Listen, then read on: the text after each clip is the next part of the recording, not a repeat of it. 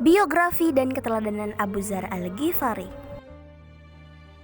Nama lengkapnya adalah Jundub bin Junadah bin Sakan bin Sufyan bin Ubaid bin Waqi'ah bin Haram bin Ghifar bin Malil bin Damar bin Bakr bin Abdi Manat bin Kinanah, atau lebih dikenal dengan nama panggilan atau kunyahnya yaitu Abu Dzar Al-Ghifari atau Abi Dzar Al-Ghifari.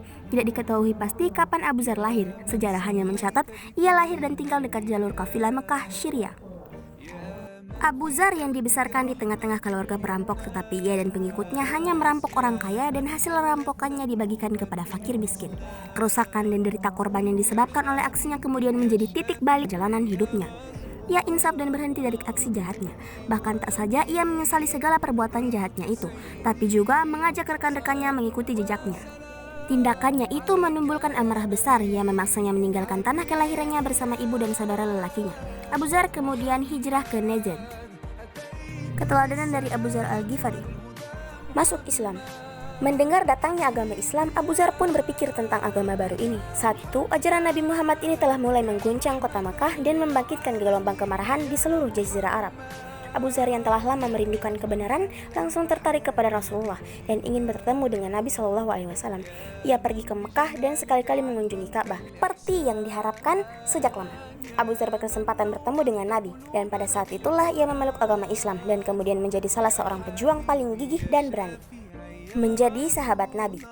Abu Dzar menjadi sahabat Nabi. Ia mendapat kepercayaan Nabi Shallallahu Alaihi Wasallam. Abu Dzar ditugaskan mengajarkan Islam di kalangan sukunya. Meskipun tak sedikit rintangan yang dihadapinya, misi Abu Dzar tergolong sukses.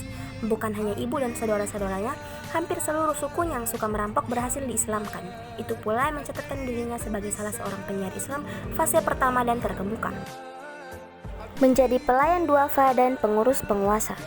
Semasa hidupnya, Abu Dzar Al-Ghifari sangat dikenal sebagai penyayang kaum duafa. Kepedulian terhadap golongan fakir ini bahkan menjadi sikap hidup dan kepribadian Abu Dzar. Sudah menjadi kebiasaan penduduk Ghifar pada masa jahiliyah merampok kafilah yang lewat.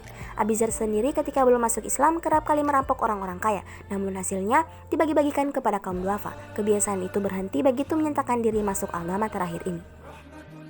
Prinsip hidup sederhana dan peduli terhadap kaum miskin itu tetap ia pegang di tempat barunya di Syria.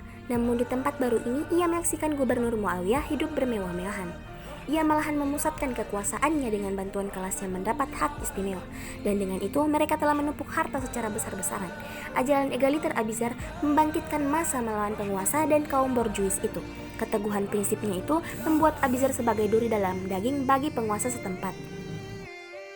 Keberanian dan ketegasan sikap Abu Dzar ini mengilhami tokoh-tokoh besar selanjutnya seperti Hasan Basri, Ahmad bin Hanbal, Ibnu Taimiyah, dan lainnya.